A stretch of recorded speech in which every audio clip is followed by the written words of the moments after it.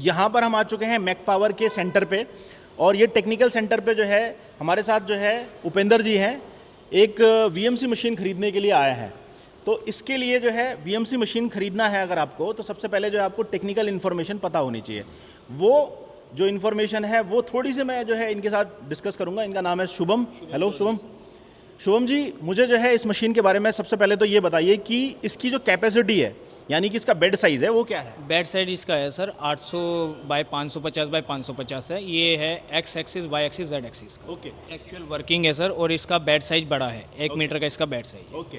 तो जिनको नहीं पता है उनको ये पता होना चाहिए कि एनवेलप जो है वो साइज़ का जो है बड़ा फुल साइज़ होता है, बेड का जो साइज़ होता है उसको बोलते हैं। और एक्चुअल जो वर्किंग टेबल होती है जिसमें कि आपका एक्स का मूवमेंट कितना है, वाई का मूवमेंट कितना है एक्सिस का, वो जो है आपका एक्चुअल साइज़ माना जाता है, वो उसकी कैपेसिटी होती है। देखो, अगर आपको बेड ट्रेवल पता चल गया तो सिर्फ इससे जो है मशीन खरीद लोगे तो आपके पास ज़रूरी नहीं है कि आप सही मशीन खरीद लो। ये सिर्फ जो है आपका एक साइज़ है, इसमें आप कंपोनेंट का साइज़ लोड कितना कर सकते हो वो है। मेन चीज़ आती है वो आपकी स्पिंडल की पावर है।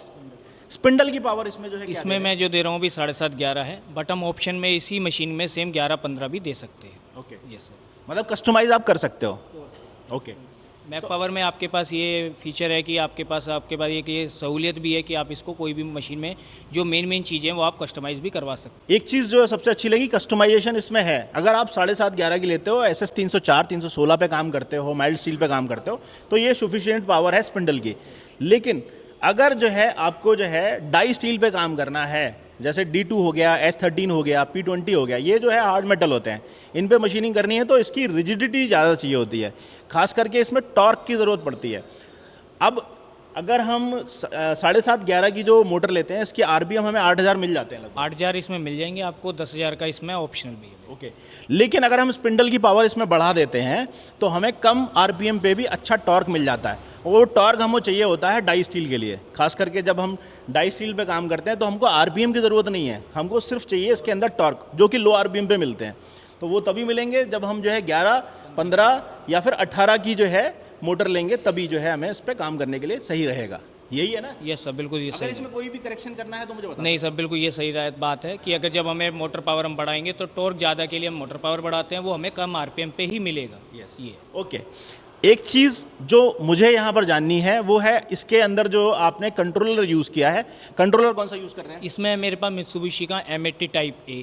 तो जो कंट्रोलर है वो भी कस्टमाइज हो सकता है। अगर मैं इसमें फानुक का OIMF प्लस चाहता हूँ तो वो मुझे मिल जाएगा? मेरे पास तीनों कंट्रोलर होंगे, फानुक भी है, मित्सुबिशी भी है, सीमेंस भी है। अकॉर्डिंग टू कस्टमर हम लोग वो डिलीवर कर सकते हैं।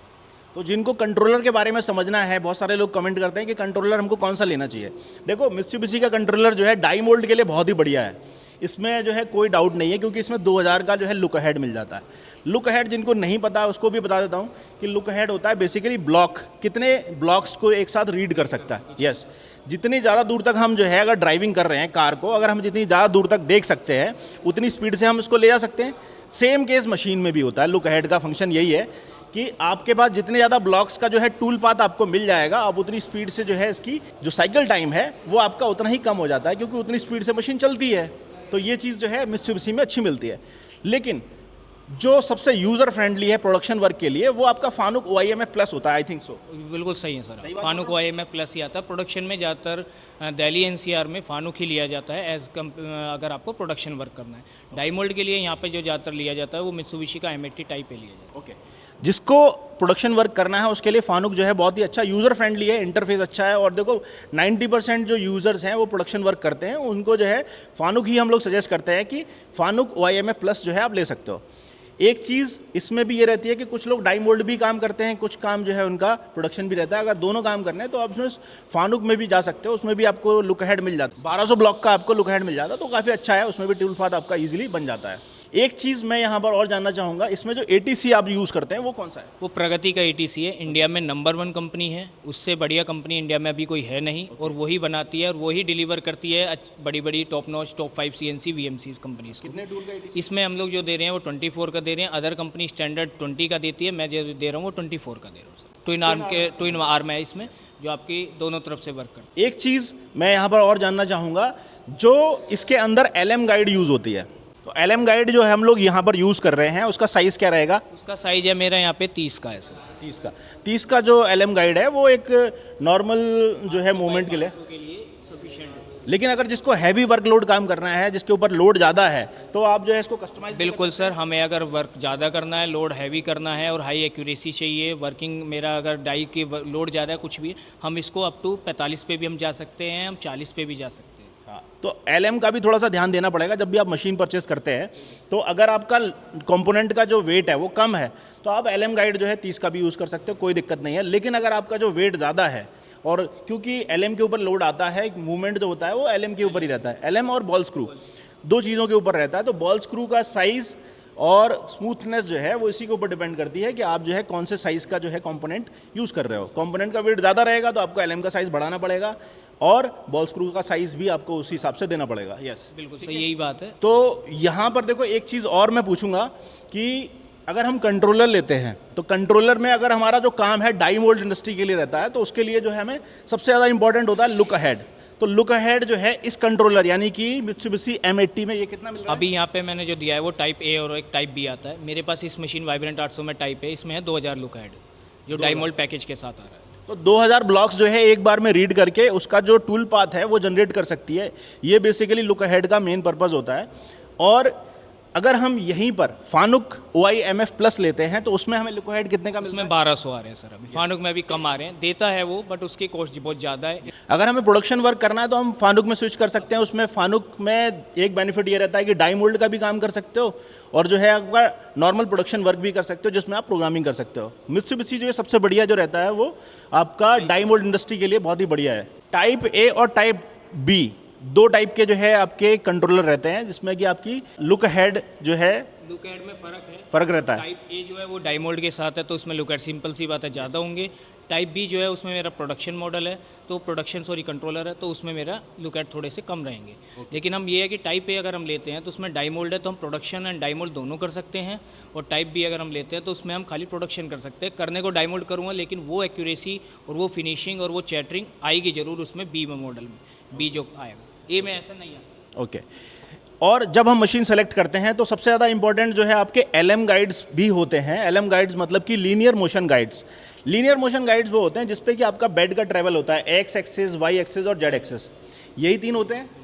तो इसके बारे में थोड़ा सा बताओ मुझे। इसमें मैं LM जो आपको दे रहा हूँ वो दो LM है मेरे हर ईच एक्सिस में और दो LM, 4 LM है मेरे एक्स एक्सिस में, 4 LM मेरे वाई में, 4 में।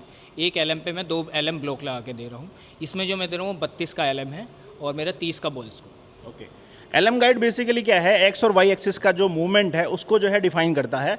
तो इसकी जो रैपिड स्पीड है वो जो है LM गाइड में अच्छी मिल जाती है। पहले जो है हमारे बॉक्स टाइप के गाइडवेज आते थे उनमें स्पीड कम मिलती थी, बट LM में स्पीड अच्छी मिल रही है। तो अभी जो LM में हम यूज़ कर रहे हैं इसमें स्पीड क्या मिल रही है? स्पीड में अभी रैपिड मेरे को जो मिल रहा है वो 30 का रैपिड मिल रहा है सर। 24 भी है मेरे पास, 30 भी है। 24 मेरा स्टैंडर्ड है, 30 मेरा आपको मैं ऑप्शन में। ओके। 30 मीटर पर मिनट का जो है आपको रैपिड मिल जाता है, तो इसमें भी साइकिल टाइम हमारा काफ़ी बच जाता है। ठीक है। और बॉल स्क्रू एक जो है सबसे ज़्यादा इंपॉर्टेंट चीज़ होती है टेक्निकल इन्फॉर्मेशन में, तो बॉल स्क्रू के बारे में भी जान लेते हैं। तो यहाँ पर जो बॉल स्क्रू हम यूज़ कर रहे हैं वो किसका यूज़ कर रहे हैं? वो NSK भी है और एक हाईविन भी है मेरे पास। देखो आप जो है बॉल स्क्रू NSK का भी यूज़ कर सकते हो, आप हाईविन का यूज़ कर सकते हो और THK का भी यूज़ कर सकते हो। तीन जो ब्रांड हैं ये सबसे टॉप मॉडल पे रहते हैं। हाईविन पता ही आपको कि जैसे मैंने पिछली बार जो वीडियो कवर किया था, हाईविन जो है पूरे वर्ल्ड में जो है 2nd नंबर की जो है टेक्नोलॉजी यूज़ करते हैं और THK भी आपका जो है अच्छा ब्रांड है। तो यहाँ पर जो है NSK भी यूज़ हो रहा है, तो NSK में भी ठीक ठाक जो है एक्यूरेसी मिल जाती है। तो बॉल स्क्रू का जो मेन काम है वो क्या रहता है? बॉल स्क्रू का सर आपका जो मोशन होता है, जो आपका सर्कुलर मोशन को लीनियर मोशन में कन्वर्ट करना है, जो वो LM को चला रहा है। और जो स्पिंडल मोटर जैसे हमने यहाँ पर बता ही दिया, स्पिंडल मोटर जो हमें मिल जाती है, अगर आप जो है कस्टमर की डिमांड कैसी है, जो यूज़ है उसके ऊपर डिपेंड करता है। अगर उसको डाई मोल्ड पे काम करना है या डाई स्टील पे काम करना है तो उसको हाई पावर की जो है स्पिंडल मोटर चाहिए होती है। स्पिंडल मोटर एक चीज़ और मैं बताना चाहूँगा, मैक पावर एक ऐसी कंपनी है, बहुत कम कंपनी है, जो आपको ATC में ऑप्शन खाली 20 का मिलता है। मेरे पास यहाँ पे 24 टूल का ऑप्शन भी है।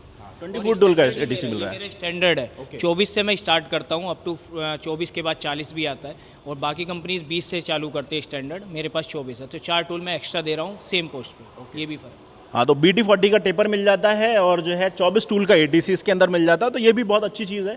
तो एक हमारे साथ जो है मशीन परचेस करने के लिए आए हैं उपेंद्र चौहान जी।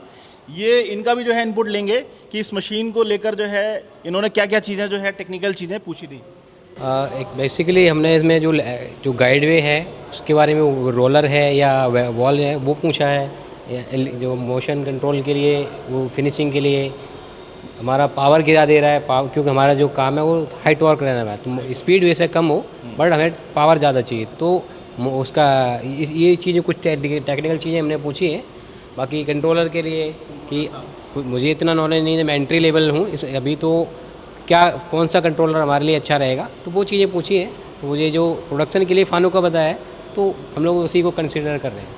हाँ, जनरली जैसे हम किसी कस्टमर को मशीन जब दिलवाते हैं तो पहले यही सब चीज़ें पूछते हैं कि उसकी जो रिक्वायरमेंट क्या है। अब जिसको कंपोनेंट बनाना है हाई एक्यूरेसी पे या हार्ड मटेरियल पे मशीनिंग करनी है, इनका जो मेन काम है वो डाई स्टील पे काम करने का था, तो हार्ड मेटल पे जो है काम करना है। इसके लिए इनको जो है प्रोडक्शन वर्क भी चाहिए और दूसरा रिजिडिटी चाहिए। स्ट्रक्चर में रिजिडिटी होगी तो जो है वाइब्रेशन कम मिलेगी। दूसरा जो आपका स्पिंडल पावर है वो अगर अच्छी रहेगी तो ही जो है इसके ऊपर सही तरीके से मशीनिंग ये कर पाएगा। अगर हम इसमें 5 साढ़े 5 की मोटर ले लेते हैं या 5.5 साढ़े 7 की मोटर लेते हैं तो फिर जो है वो सूटेबल नहीं रहेगी।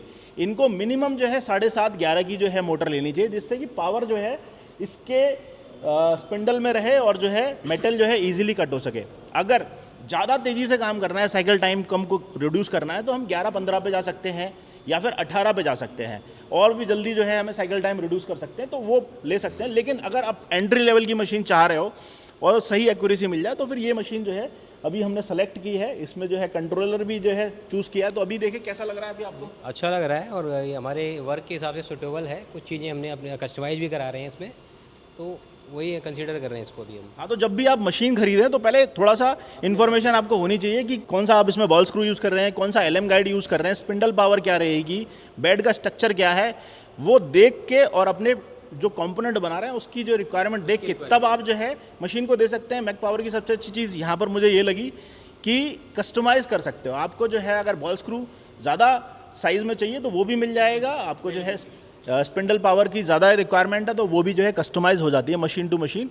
तो लेकिन सिर्फ मशीन का साइज़ बड़ा है, सुंदर है, ये देख के कभी भी मशीन नहीं लेनी चाहिए। आपको बॉडी से काम नहीं है, आपको स्पिंडल पावर, बॉडी का स्ट्रक्चर, एलएम गाइड और बॉल स्क्रू की इंफॉर्मेशन आपके पास होनी चाहिए, तभी जो है मशीन लेनी चाहिए। तो thank you so much Shubham ji. Nice to meet you. Okay.